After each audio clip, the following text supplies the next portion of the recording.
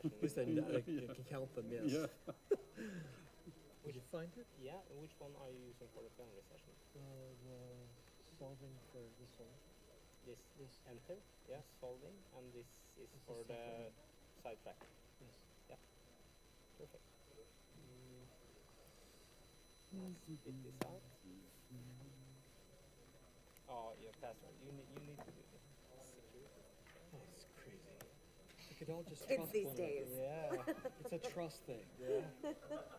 So are you ever going back to the U.S.? I mean, I visit there. I don't know. At this point in time, I'm calling Norway home for the inevitable I'm trying to future. get my wife to move here. Are you? Well, have her give me a call, because I like it here. Seriously. I told her you guys should meet. Seriously. I mean, I'd be She happy says to you're chat not with her. I am. I really am. I promise.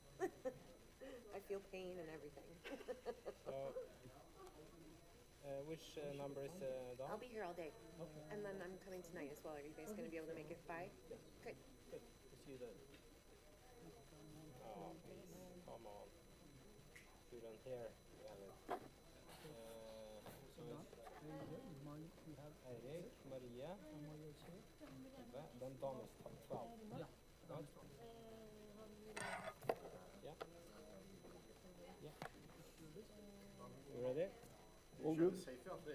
Ja, det var ikke egentlig meningen. Jeg sendte presentasjonen I går, men det bare ble sånn. Så det går fint. Insisterer på å gjøre det, men jeg gjorde det motsatt denne gangen. Det ser du. Jeg ikke sikker på om det en god idé, men... Ja, vi har det, og så har vi Dawn. Ja, Det gjør du alltid. Ja. Har du liksom ok, den der? Det har du sikkert gjort det. Du har kjørt et par for slags, og han teknikeren fikk ikke til. Det litt krevende, men det får. Ja, du styrer akkurat som du ville. Det den mannen jeg nevnte for deg. Så hyggelig. Hei. Eirik. Jeg er så imponert over den videoen du har. Ja, takk. Jeg skal lage en enda bedre. Ja, men det bra. Det bra. Jeg liker spesielt godt å lære slow motion på byen. Ja, det var nesten litt too much. Det er han med den videoen som jeg fortalte. Det ville suksess. Det er veldig bra laget. Ja, men det var jo han, men vi brukte litt tid på å få han til, det jo klippinga som viktig, ikke sant? Jeg glemmer ikke å si at jeg har snakket borte 5-3 år. Jeg har snakket mye om masse sammen, ikke sant? Jeg gjør ingenting selv, liksom. Tror du jeg ser det, eller? Men er det lyd I den her, eller? Ja, det det. Skal vi sjekke om den på. Den I HDMI-kabelen, eller? HDMI-kabelen. Der, ja. Det ser lovende ut. Ja, hører vi noe? Skal vi prøve? Har jeg ikke en lyd, da? Jeg så vant til å si... Jo, jeg har på slutten. Ja, men jeg har ikke vist frem. Jeg kan ikke bare... Finne en sang. Jeg har en testsang. Jeg har en sputningssang. Nå skal vi skylde. Ja. Jeg har testmusikk, da pleier jeg alltid å kjøre Eruption med Plenary.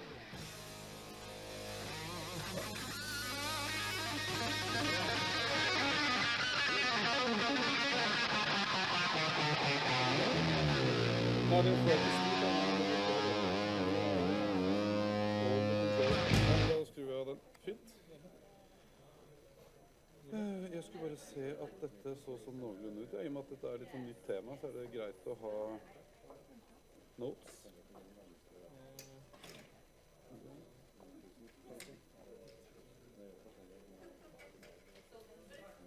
Kan jeg få stjerne den litt? Nå kan du stjerne den så mye du orker, så jeg klar.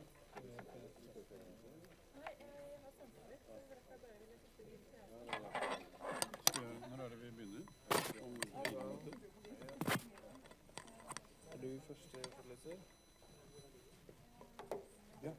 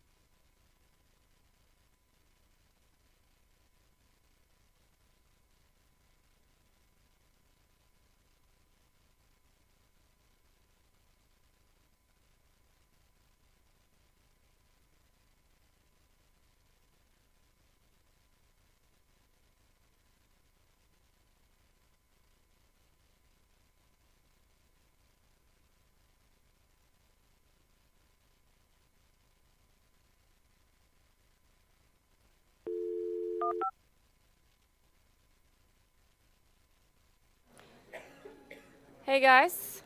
Er den på? Nei. Jo. Ja. Ja. All right, people. Feel free to take seats towards the middle and come further front if you like. So we're just gonna kick off the session before we break for lunch. So I'm very happy to introduce to you Eirik Hansen, CEO of Itch Design, and he's going to, thank you, he's going to speak for us about the rise of the personal digital twin. Take the stage, Eirik. I'm already here. Yes, you are. Wonderful. Thank you. Thank you. Yeah. There was a request from the guys in the back if you people could move in, so there are still free seats at the end here, so people can sit down instead of in the stairs. I think I'll just wait in 2 minutes, so everyone is here. I can start by introducing myself. My name is Eirik Hansen, and I run a little design and innovation company owned by Acando. And my little corner is called Itch Design, and we work with digital stuff. And today I'm going to talk about this new phenomena that is starting to arise and think a little bit around that. I actually found a very interesting article by a woman from Forest Research, and a lot of the things that I'm going to talk about today is taken from that report. What I would like to start with is that we people are kind of strange. To just set the scene a little bit, we're going to talk a lot about AI today, of course, and AI is part of a lot of stuff, and innovation is one of them. And I think that we've all heard about this exponential drive of technology, how it moves so fast that we don't even understand, and everything goes so fast. We can do extraordinary things nowadays. I mean, not very long ago, a pretty crazy South African guy, he shot a rocket up in the sky, placed a electrical car now going in orbit around the sun. We can do that stuff. I'm not sure if that's good or bad or important, but we can do that stuff, and it's pretty amazing, I think. On the other hand, sometimes things tend to take extremely long time to develop. For instance, we humans used something like, I think, at least getting clickers to work is not always as easy either. We used something like 4,000 years of intense product development, going from the wooden box when you go out traveling to bring your stuff into something that looks like a suitcase. Actually, they ended up being so heavy that we decided to make furniture out of them so you don't have to stow them away. It's very heavy to put them up on the attic, you know. Especially like this the traveling sofa. Yeah. You can also get it in a luxury version in leather if you like. And of course, this was a time long before Google Maps and cell phones and stuff like that. So if you were a very regular traveler and needed to know where you were at every given point, you also had the map version, so that's good. It was first actually in the 1970s, the same year as I was born, that this guy here, Bernard Shadow, this is actually the only picture of him on the internet. But he came home from a long journey and he went off the train at New York Central Station, and he dragged this very, very heavy suitcase along, and he saw a guy there with a trolley, and he came up with the idea that maybe we should put wheel on this thing and we could start rolling it again. So, I mean, it took like 4,000 years, and then kind of things kicked off. We started to make suitcases out of the same material as spaceships and spacesuits, and really took off. And the problem then for humans, I think, is to know and realize when enough is enough. At some point, you have actually developed it. This is actually a Kickstarter project, so you can buy in on this if you'd like, and it looks fun, but I'm not sure if that's the way to go. And we've kind of seen the rise of what Forrester calls the empowered customer. The empowered customer has become very spoiled and demanding. They expect extraordinary things. They expect things to be seamlessly and friction-free. They expect you as companies to know a lot about me as a customer, so you can provide the right stuff at the right time, at the right price. You know what I have. You know all that stuff. Actually, so much that all of you, of course, know this guy here, Jack Ma, the founder of Alibaba, and he did a speak earlier this year at, I think it was in Davos, and he asked the audience, what is the most boring thing about shopping? And what is the most boring thing about shopping? Payment, of course, yes. Let's take payment out of shopping, and you can do that now. That's not a problem. I mean, they have all the information they need, so you can just shop. The interesting thing is that they did a survey in the States earlier this year. I read this article in Wired magazine, and 8 out of 10 people admitted that they did impulse shopping, bought things that they really didn't need. I don't know if any of you feel you don't know. Yeah, 8 out of 10. That's pretty. And the amount that people now impulse shopped was over $80, which starts to be quite a lot of money. So there's a company now called, I think they called Put It On Ice. They actually made a plugin for your browser, your Chrome browser, that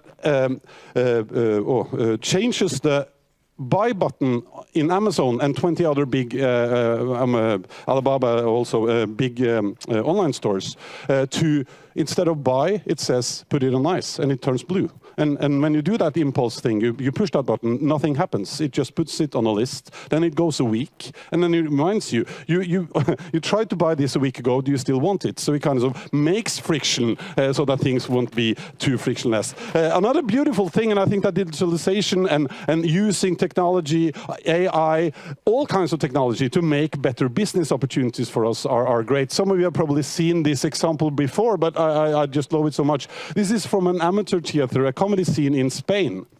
I think it's in Barcelona. And the problem they had was, if you're an amateur comedian, people don't really know if you're funny, and they're not sure if they want to pay money to see you that night. So they had a hard time filling up the room. So they decided to, let's stop selling tickets. And instead, when you sit down, there's a screen in front of you. You have to put in your name and your credit card, and they use AI and facial recognition or motion tracking, the camera inside that tablet, to follow up on your face. So if you laugh, then you have to pay. So they actually made the world's first pay-per-laugh solution, which I think is really beautiful. But what they actually have done here is moving the risk from the client, the customer, to me as a vendor. So if you don't think I'm funny, you don't pay. If you think I'm funny, then I'll pay, and that's pretty okay. And this, of course, changes the mindset of people. I love this survey. We asked 14 to 29-year-olds what they were most afraid of losing in the world, and of course, cell phone, their mobile phone. Well, yeah, I don't know if any of you have lost your or forgotten your mobile phone in the morning. Probably go home and get it, right? And get late to work, but that's okay because you forgot your cell phone. Yeah. Internet was the second most thing, and then cars and physical stuff came way down on the list. And maybe a bit frightening was that only 43% said they were most afraid of losing their current partner. But I think if you have your cell phone and a bit of AI and internet, these things will take care of themselves. But anyways, now people are so demanding, and we've kind of moved into the area that Forrester, and I think that's a very hard word, but I just copied it, algocalypse or something like that. The point is that there are algorithms all over the place, and they decide what you buy, what to show you, what the price should be, and all of them are basically made to maximize the profit for the companies, and that's a problem. I mean, we have seen the optimizing for stickiness gave us fake news. Talked a little bit about that already.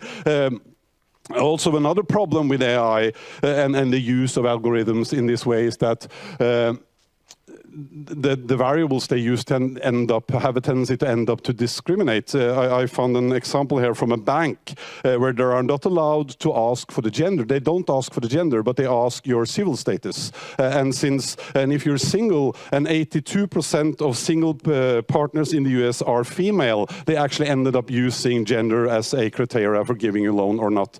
So they still kind of breaches that thing. And then the other thing was that the data they have, the training on the data could be bad. You all heard about the thing from Microsoft that went racist, the chatbots, of course. They also seen this in the legal system, actually. Someone made and the legal system in the States made a kind of IE-based thing to help judges do kind of easy, like parking tickets and stuff like that. And when they looked at the history in the US legal system, being not white was not, I mean, they were judged harder back in the days, and that was the data they used to train this. So it ended up also automatically judging people not white harder than, so that's not good at all.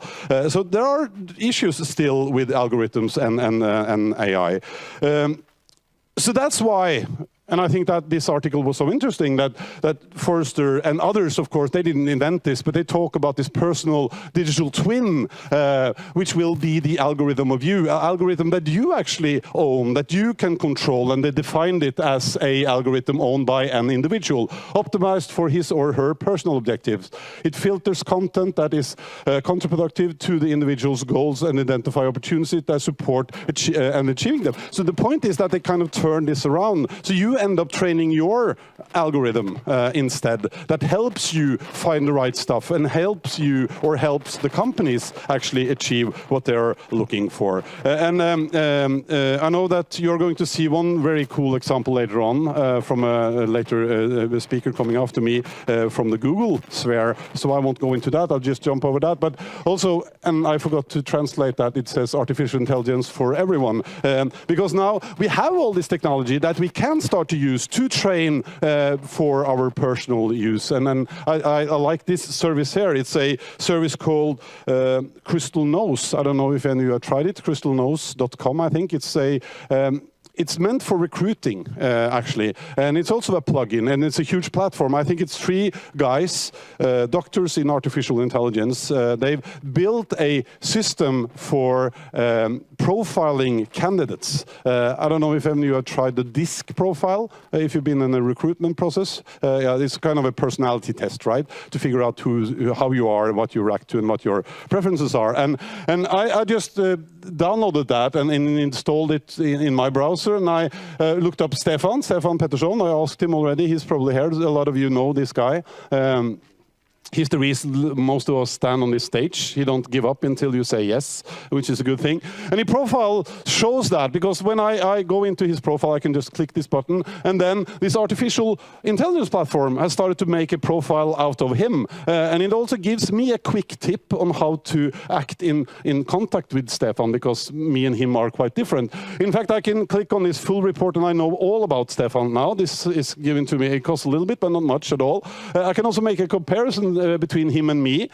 So we are not the best fit, as you see. Interaction medium, I agree. We can have coffee, we can have ideas and stuff like that. Collaboration, a bit challenging, actually. And we can go into that and see why. And Stefan is likely to be much more direct and objective. I think that he feels that I'm a bit out there. He likes to be a bit more concrete, but that's okay also. But I think this is interesting. We can use technology like this to build that kind of algorithm of me, how I am, how I should be interact with other people. And I also think that I don't know if you've tried this thing here.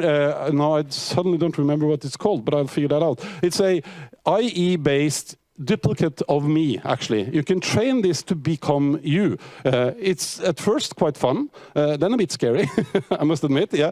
But the technology is here, and also if you have problems, you can also go to a chatbot called Weobot. It's a psychologist guy that can help you out, but still, we have all this technology to make that thing. And the point is, I clipped this from the article that Forrester made, that the personal digital twin will balance communication and content against the user's objectives, and that's the point. So making this service that creates this algorithm of you, and you train that algorithm with your preferences, with your needs, with your dreams, it actually will act based upon your preferences, not the maximizing preferences of the companies trying to sell you stuff. One thing is what I search for, another thing is what I actually are looking for, my emotions and stuff like that. So your personal digital twin, a PDT, a new three-word word, just learn that, filters content and offers based on your preferences and objectives, and basically my personal stuff, not the profiles I make all the other places. So embrace that algorithm. I think that could be the way to go, and I think that we will see solutions like this. And this report concludes with that the function as a digital proxy, it will function as a digital proxy for each of us, and they will learn what we value, what we prefer, how we make decisions. And this is the interesting part, really the human side of this, not only the technical side. And we'll be able to optimize them for more hyper personalization or serendipity even, because that's kind of lacking in a lot of the algorithms and the AI today. It's very predictable, it's very kind of concrete, but stumbling over something else. I really love I heard a Norwegian translation of serendipity. Serendipity is like, the definition of serendipity is a one-pager. It's pretty much into that word, but I think I love the Norwegian translation that someone came up with. Snubleflaks. But that's things that pops up by coincidence, but based on what you're doing, your preferences and all that stuff. And then, of course, as we do, it will also benefit the organizations and businesses that we are buying things from, because they will give us even better services. And I think the most fun thing that they ended the report with was that we will be happier also, according to Forrester, and this Barry Schwartz that has a theory that we are exposed to too many choices these days, and and that makes us kind of stressed out, and this will help us. So I don't think that's the main point, but I thought it was a fun point as well. So hopefully this has kind of inspired you a little bit. I think that's a great idea. I think it's an area where we could use artificial intelligence to come along and do better. And if you come up with a good idea, like this, for instance, don't be afraid to tell it. I mean, we have a tendency to don't tell great ideas because we think people will laugh at us and think we are strange and funny. Don't care about that. Do like this guy here, who was finally allowed to be DJ at the Christmas party. He wanted to do that. The others could just think whatever they like. He was the boss now, and that's the way we should do our business intelligence as well, I think. And with that, I'll say tut og kjør, and thank you so much for your attention.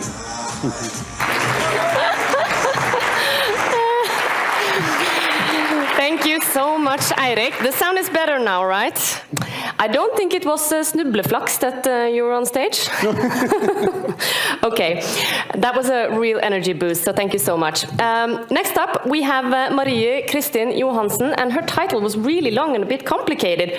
Head of Enterprise Technical Sales and something more. I hope your talk will be a bit more easy than your title. I'm really excited to hear you. Welcome on stage. Thank you very much.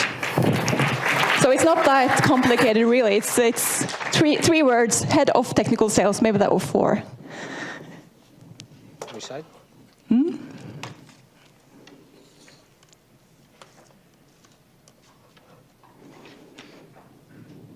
We have to do a little bit of rigging here because the other machine wouldn't work. Let's see.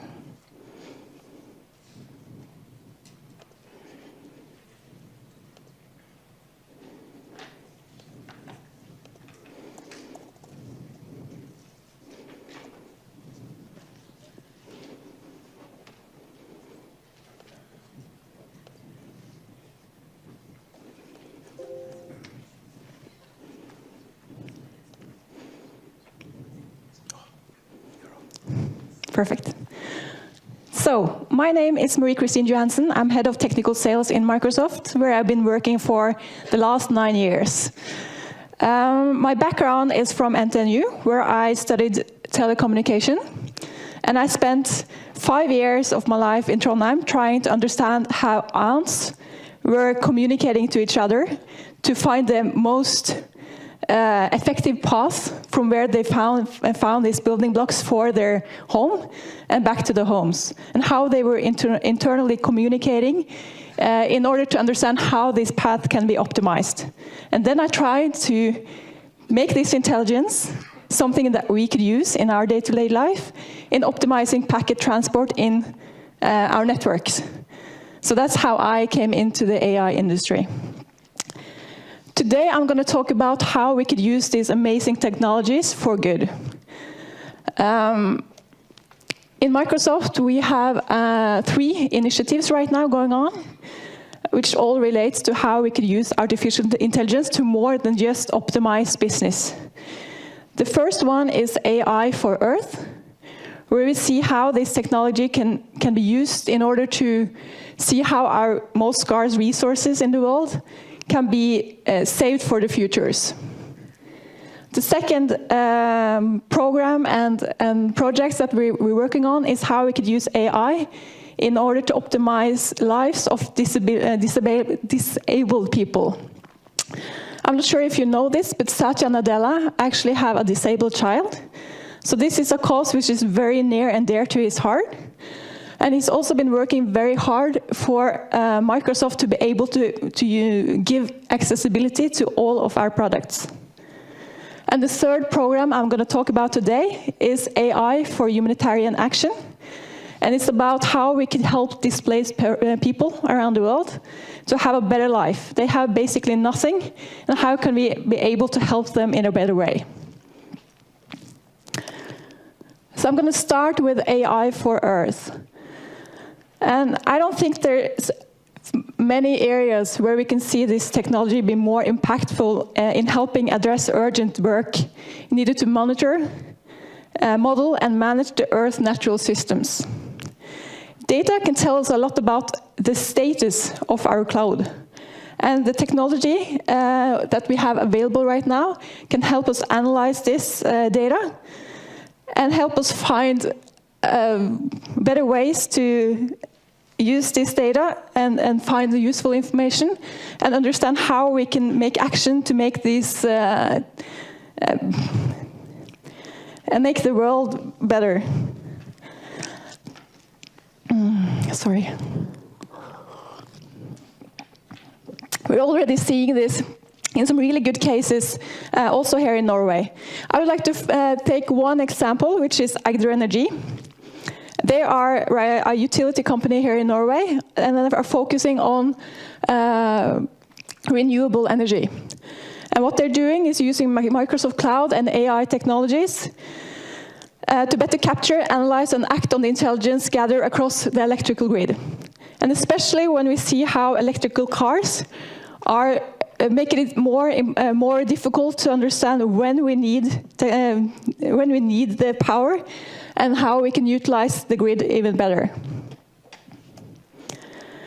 In the AI for Earth initiative, we have 4 focus areas. The first is agriculture. It's about how we can utilize the fields and our resources better for farmers to provide more food to the world. The second is the water. We know that the water quality and the amount of water that we have to give to the population is going to be very difficult in the future. And we also know that life underwater is facing a huge challenge. In terms of biodiversity, we can look at things like pollination. That is extremely important for human life. Being able to maintain the species and the natural processes in the nature is extremely important. And the last thing is, of course, the climate change. How we can monitor and understand better how the climate is changing and make some drastic changes in order to help this disappear.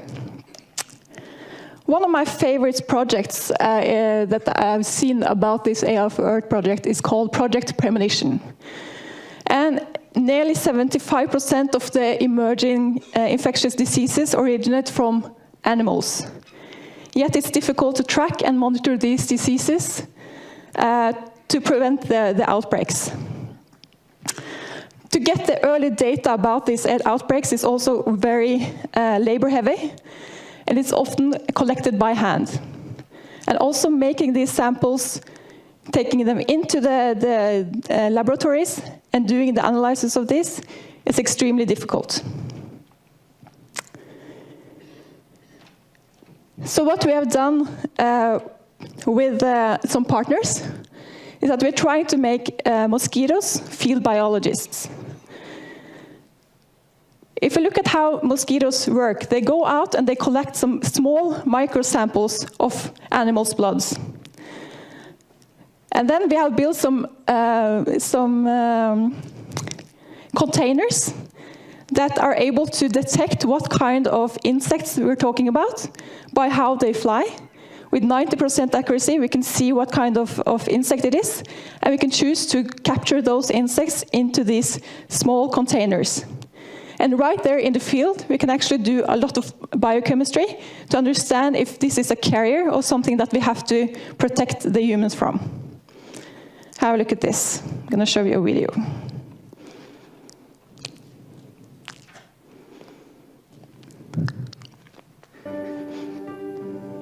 What if we could stop the next epidemic before it happens? What if technology gave us the power to turn this enemy into an ally? Mosquitoes are the ultimate field biologists, taking blood samples from every animal they bite.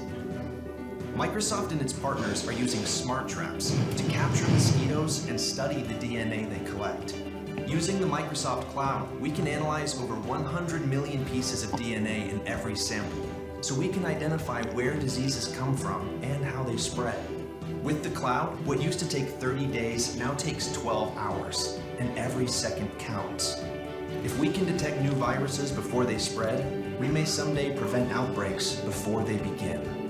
We must be passionate, we must be bold, and never stop striving in our desire to make an impact.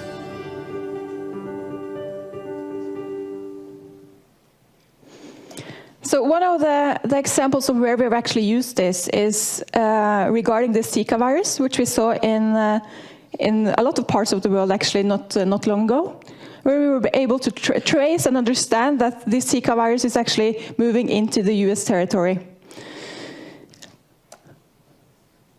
The next program that I would like to talk about is the AI for accessibility. We want to help the people with disabilities to be able to live more normal lives. It's about 3 things for us. It's the employment, making sure that they can get a job and maintain a job. It's how we can make their daily life more easy, and how we can help with the human connection. How can they collaborate and communicate with others?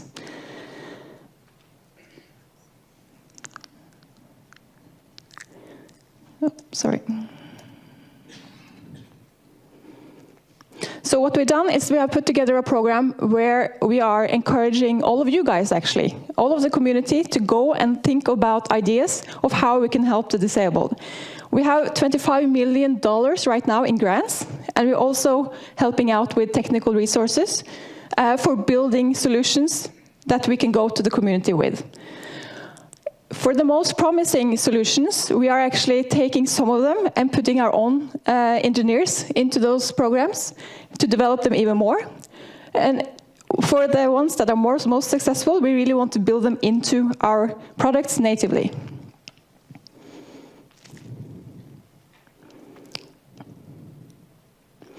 One real-life example of that have been coming from this program is an app called Seeing AI. And this app is actually freely available both on iPhone and Android. And it narrates the world around you. So it's designed for the low vision to use it in order to do several things. It can describe sort of the area where you are, or it can read text for you. So we can look at some scenarios where this app is actually working very well. First of all, it can actually recognize if you are standing in front of a friend. Or it can describe the person for you. How old is she or he? And is he wearing glasses? Is he smiling or is he angry? The second thing that is quite interesting is how it can translate text. So if you want to have a look at the sign, for example, this Wi-Fi code, they can hold the phone and scan the room and find this important information and read it out loud.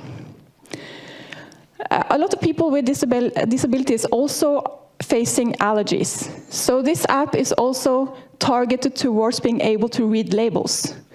So for food and nutrition, it can explain to the people what is this product containing. And it can also describe bigger environments, like this is a big auditorium with a lot of people. So the technology has been there for a while. We know that a lot of people have had help with these things before. But right now we're seeing the speed at which this can be done as an accelerator to how this technology actually can be used. The last program that I would like to talk about is the AI for Humanitarian Action. And there's about 68 million displaced people in the world, and 28 million of these are children. And many of these are running because of violence and conflict. These people, they lack the most basic needs, such as a roof, food, water, and pretty much everything that we take for granted every day. And persistent humanitarian crisis caused by natural and man-made disasters is getting extremely, it's getting more and more of those, which makes it very hard for NGOs and humanitarian organizations to understand and get where should we put our resources? Where is our help needed the most? So that's where we are trying to work with several organizations. In Norway, we're working with Red Cross. I guess a lot of you have probably heard about it and might even be part of the volunteer programmers that have started to create this solution where Red Cross can have people out in the field across, right now they're using it a lot in Africa, to understand how disease spread. So they can't really have Red Cross people everywhere. So they're using local community with very simple cell phones, not smartphones. It's not possible to use that because of the infrastructure. Where they, with SMS, are communicating if they're seeing some bad signs in the communities. And with this data that they're collecting, they can actually make good decisions on where they need to send medicine and where they need to send people. In this program, there are 4 focus areas as well. The first is disaster relief. We do believe that we are able in the future to predict even more where will this disaster occur. Even if it's a flood, if it's a storm, where do we have to make sure that we are keeping our eyes? when this disaster happens, we could use image photos to understand how bad it is. How can we get the food and resources into the areas that need it? The second point, which is of course extremely important, it's the needs of the children. One example where the Microsoft Microsoft Crimes Unit is working very heavily at the moment is to help with human trafficking. Using, for example, a bot framework, we are able to localize and communicate with both the demand side and the provider side of human trafficking, trying to close those networks down. And of course, it's the refugees and displaced people that we talked about. They have next to nothing. And if you look at the children in these camps, they are left out of education for years at a time. So how can we help them with AI to get some education while they're in these camps?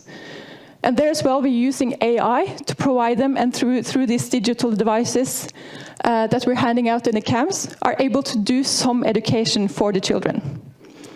Not with teachers. We don't have any teachers there, so we have to use the computers and AI to get them the information they need. And the last point where we have a focus is the human rights. Being able to predict and see where is the human rights violated. So I'm just going to play you another video to show you more of the initiatives.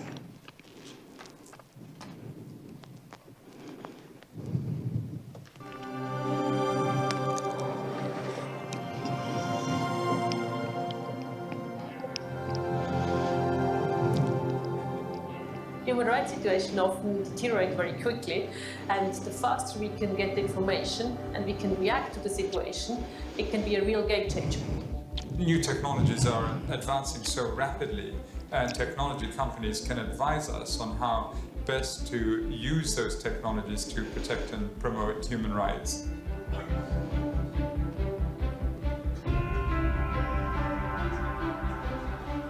Our objective is automatic damage mapping, because after the disaster, the government needs the damage map to carry out the effective rescue. If we can save the time to grasp the ground damage information, we are able to save a lot of life and facilities. In a new partnership with the World Bank, United Nations, and tech industry partners, we'll be better able to predict when and where famine will occur. Operation Smile's vision really sinks in with what I feel is a fundamental human right.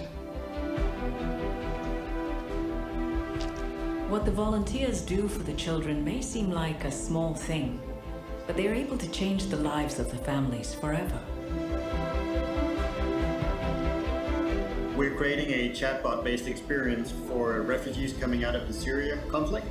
The purpose is to have displaced youth find a way to discover and access learning materials. You can engage directly with the course content. It's just the beginning of the impact that we hope to have with the tools at our disposal.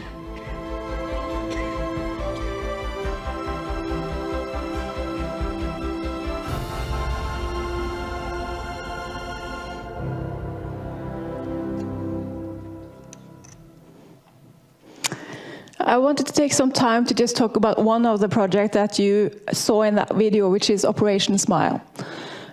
This girl was born with a cleft palate, which means that the top of the mouth is open through up to the nose.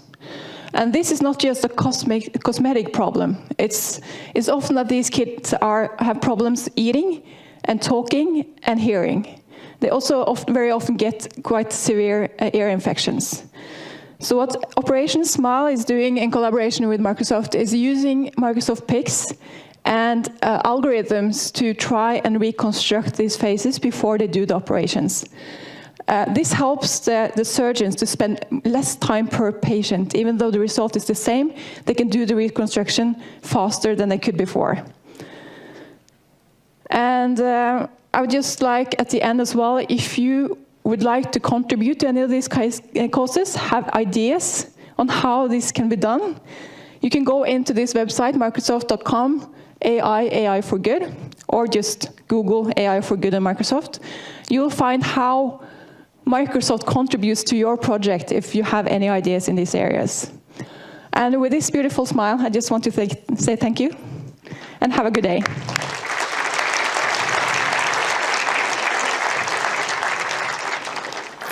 Thank you so much, Marie, for a wonderful talk. It was great to have some insights in one of the most important things about AI, which is the sustainable transformation, right? Because without a sustainable world and without Earth functioning as it is supposed to, there's no use in working with technology at all. So keep that in mind, those of you who are working on starting a new company, and those of you investing, of course. So, moving further in the program, I'm very excited to welcome one of our international guests of today. He's the Global Chief Technologist at Microfocus, and he's going to speak to us about AI in the standardization of IoT, amongst other things. Welcome, Don Brancato. Good morning. Did that work this well? Okay. So good morning. I'm the boring guy for the acts this morning. So my slides are not very colorful, but they tell a story. You don't want to take notes because I sort of tell you the story here. So I got a new job recently, so I got recruited to come over to BOEING. So I think my wife's in the audience. She doesn't know, but I'm on vacation this week. And the BOEING company doesn't really know that I'm here. So with that, I'll give you this next slide, which I made up. I'm here for the BOEING company because I work there, but I'm not really speaking for them. But I'll tell you a little bit about my job in 3 slides and what we're learning in my team. And then I'll show you a bit of AI, and then I'll show you some ideas of what we've learned for the future. So this notion of what do I do? So I'm an enterprise architect. Enterprise architects look after the domains of business data application and technology. And a big company like BOEING essentially has 3 verticals.